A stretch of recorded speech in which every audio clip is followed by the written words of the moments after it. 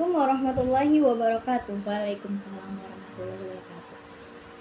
Innal hamdalillah nahmaduhu wa nasta'inuhu wa nastaghfiruhu wa na'udzu billahi min syururi anfusina wa min sayyiati a'malina may yahdihillahu fala mudhillalah wa may yudhlilhu fala hadiyalah. Asyhadu an la ilaha illallah wa asyhadu anna Muhammadar Rasulullah la nabiyya ba'da.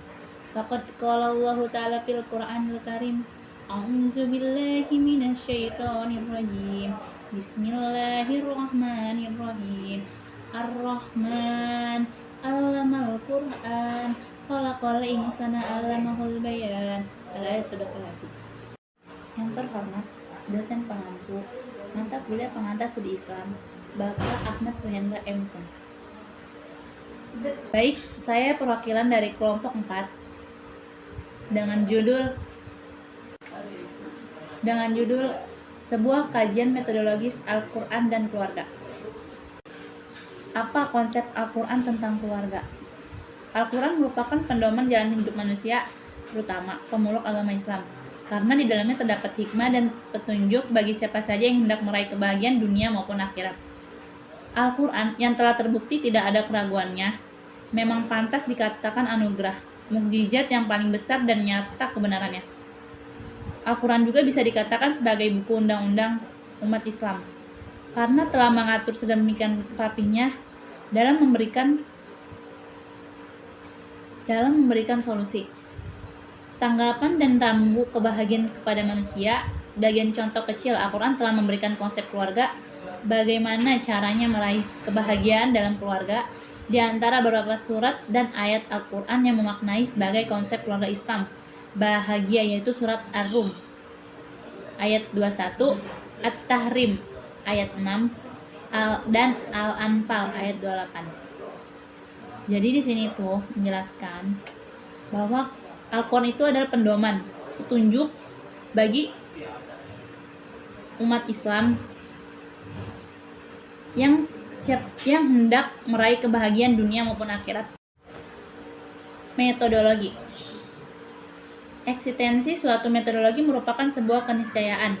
Menurut bahasa etimologi, metode berasal dari bahasa Yunani, yaitu meta, sepanjang, dan hodos, yaitu jalan. Jadi, metode adalah suatu ilmu tentang cara atau langkah yang ditempuh dalam suatu disiplin tertentu untuk mencapai tujuan tertentu. Keluarga merupakan kelompok primer yang penting di dalam masyarakat. Keluarga merupakan sebuah grup yang terbentuk dari hubungan laki-laki dan wanita yang berlangsung lama untuk membesarkan anak. Allah Subhanahu wa taala berfirman dalam surat Ar-Ra'd ayat 3. A'udzubillahi minasyaitonirrajim. Bismillahirrahmanirrahim. Wa huwallazi maddal arda wa ja'ala fiha rawasiya wa anhar wa min kulli thamarati ja'ala fiha zawjayn al-unthayayn yaghshal laila wan nahar inna fi dzalika laayatin liqaumin yatafakkarun. Shadaqallahul azim. Yang artinya, dan dialah Tuhan yang membentangkan bumi dan menjadikan gunung-gunung dan sungai-sungai padanya, dan menjadikan padanya semua buah-buahan berpasang-pasangan. Allah menutupkan malam kepada siang. Sesungguhnya pada yang demikian itu terdapat tanda-tanda kebesaran Allah bagi kaum yang memikirkannya. Berdasarkan ayat yang tadi, mengisyaratkan perintah untuk melaksanakan antara laki-laki dan wanita sebagai pasangan. Kemudian hari hubungan tersebut terbentuknya komunitas kecil, yaitu keluarga, sampai dengan perkumpulan besar, yaitu suku. Pengertian hukum Islam. Pengertian hukum Islam itu banyak terdiri dari Quran, hadis, ijma, qiyas, fikih. Di sini saya akan menjelaskan pengertian yang terlebih dahulu, yaitu sumber hukum Islam. Sumber hukum Islam ialah segala sesuatu yang dijadikan pedoman atau yang menjadi sumber syariat Islam, yaitu Al-Quran dan hadis Nabi Muhammad SAW. Sebagian besar pendapat ulama ilmu fikih sepakat bahwa pada prinsip sumber utama hukum Islam adalah Al-Quran dan hadis. Di samping itu terdapat beberapa bidang kajian yang erat berkaitan dengan sumber hukum Islam, yaitu ijma, ijtihad, istishah, istislah, istishun, maslahat mursalah, qiyas, ra'yu, dan urf. Dan adapun Al-Quran ialah sumber atau dasar hukum yang utama dari semua ajaran dan syariat Islam. Hal ini ditegaskan di dalam Al-Quran, yaitu sesungguhnya kami telah menurunkan kitab kepadamu dengan membawa kebenaran apa yang telah Allah wahyukan kepadamu, dan janganlah kamu menjadi penentang orang yang tidak bersalah karena membela orang-orang yang berkhianat. Definisi tentang Al-Quran telah banyak dirumuskan oleh beberapa ulama, akan tetapi dari definisi tersebut terdapat 4 unsur pokok, yaitu 1. Bahwa Al-Quran itu terbentuk lafaz yang mengandung arti bahwa apa yang disampaikan Allah melalui malaikat Jibril kepada Nabi Muhammad dalam bentuk makna dan dilapazkan oleh Nabi dengan ibaratnya sendiri tidaklah disebut Al-Quran. Kedua, bahwa Al-Quran itu adalah berbahasa Arab. Ketiga, bahwa Al-Quran itu diturunkan kepada Nabi Muhammad SAW. Keempat, bahwa Al-Quran itu dinukilkan secara mutawatir. Ayat Al-Quran diturunkan kepada Nabi Muhammad SAW dengan beberapa cara dan keadaan, antara lain yaitu 1. Malaikat memasukkan wahyu ke dalam ke hati Nabi Muhammad SAW. Kedua, malaikat menampakkan dirinya kepada Nabi Muhammad SAW berupa seorang laki-laki yang mengucapkan kata-kata. Ketiga, wahyu datang seperti gemerincing lonceng. Dan keempat, malaikat menampakkan diri kepada Nabi Muhammad SAW benar-benar sebagaimana rupanya yang asli. Ayat-ayat yang diturunkan tadi dibagi menjadi 2 bagian, yaitu 1. Ayat-ayat Makkiyah, 2. Ayat-ayat Madaniyah. Di dalam ajaran Islam terdapat ketentuan-ketentuan untuk membentuk suatu hukum, yaitu ketentuan yang terdapat dalam usul fikih. Pengertian bahasa Arab usul fikih secara harfiah adalah akar pikiran, dan secara ibarat adalah sumber hukum atau prinsip-prinsip tentang ilmu fikih. Pada umumnya para fuqaha sepakat menetapkan dan qiyas. Kedua, hadis. Hadis adalah ucapan Rasulullah SAW tentang suatu yang berkaitan dengan kehidupan manusia atau tentang suatu hal, atau disebut pula sunnah qauliyah. Hadis merupakan bagian dari sunnah Rasulullah. Pengertian sunnah sangat luas, sebab sunnah mencakup dan meliputi 1. Semua ucapan Rasulullah SAW yang mencakup sunnah qauliyah. Kedua, semua perbuatan Rasulullah SAW disebut sunnah fi'liyah. Yang ketiga, semua persetujuan Rasulullah SAW yang disebut sunnah takririyah. Pada prinsip fungsi sunnah terhadap Al-Quran sebagai penganut hukum yang ada dalam Al-Quran. Sebagai penganut hukum yang ada dalam Al-Quran, sebagian penjelasan, penafsir, atau pemerinci hal-hal yang masih global, sunnah dapat juga membentuk hukum sendiri tentang suatu hal yang tidak disebutkan dalam Al-Quran. Dalam sunnah terdapat unsur-unsur sanad atau keseimbangan antara perawi, matan, isi, dan romawi. Dilihat dari segi jumlah perawinya, sunnah dapat dibagi dalam 3 kelompok, yaitu 1. Sunnah mutawatir. Sunnah mutawatir ialah sunnah yang diriwayatkan banyak perawi. Kedua, sunnah masyhur, sunnah yang diriwayatkan 2 atau lebih yang tidak mencapai tingkatan mutawatir. Yang ketiga, sunnah ahad. Sunnah ahad ialah sunnah yang diriwayatkan 1 perawi saja. Bagian hadis dapat pula dilakukan melalui pembagian berdasarkan rawinya dan berdasarkan sifat perawinya. 1. Matan. Teks atau bunyi yang lengkap dari hadis itu dalam susunan kalimat yang tertentu. 2. Sanad. Bagian yang menjadi dasar untuk menentukan dapat dipercaya atau tidak sesuatu hadis, jadi tentang nama dan keadaan orang-orang yang bersambung-sambung menerima dan menyampaikan hadis tersebut, dimulai dari orang yang memberikannya sampai kepada sumbernya Nabi Muhammad SAW yang disebut rawi.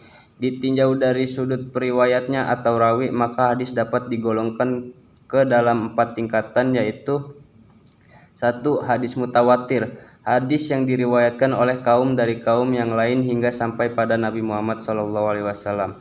Kedua, hadis masyhur, hadis yang diriwayatkan oleh sejumlah orang kemudian tersebar luas dari Nabi hanya diberikan oleh seseorang saja atau lebih.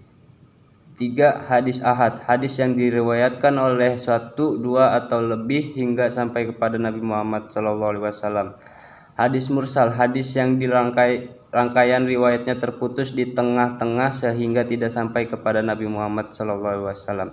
Yang ketiga, ijma. Ijma menurut hukum Islam pada prinsipnya ijma adalah kesepakatan beberapa ahli ijtihad atau sejumlah mujtahid umat Islam setelah masa Rasulullah tentang hukum atau ketentuan beberapa masa yang berkaitan dengan syariat atau suatu hal. Ijma merupakan salah satu upaya ijtihad umat Islam setelah qiyas.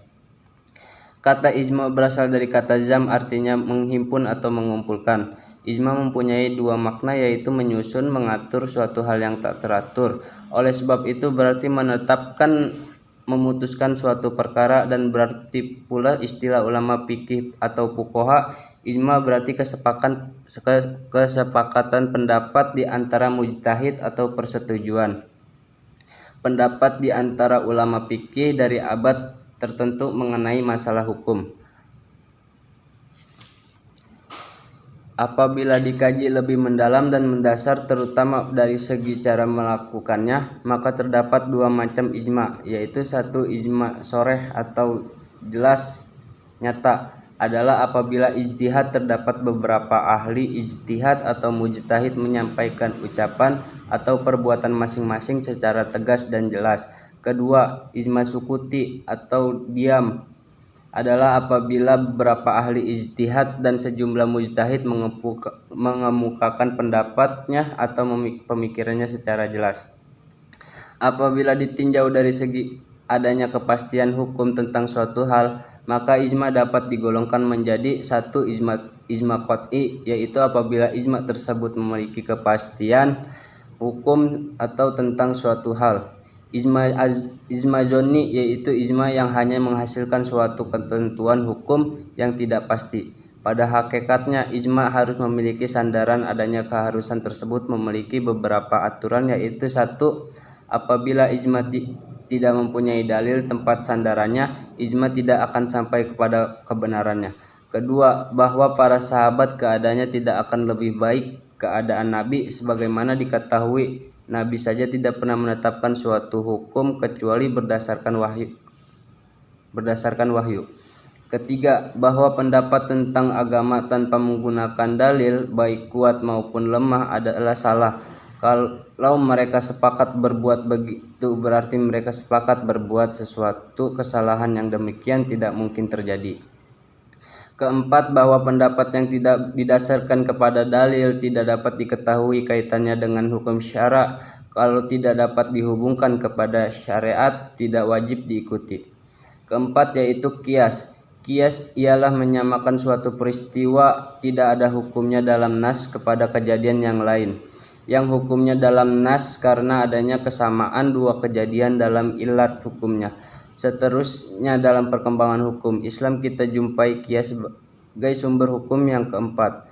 Arti perkataan bahasa Arab qiyas adalah menurut bahasa ukuran, timbangan, persamaan atau analogi.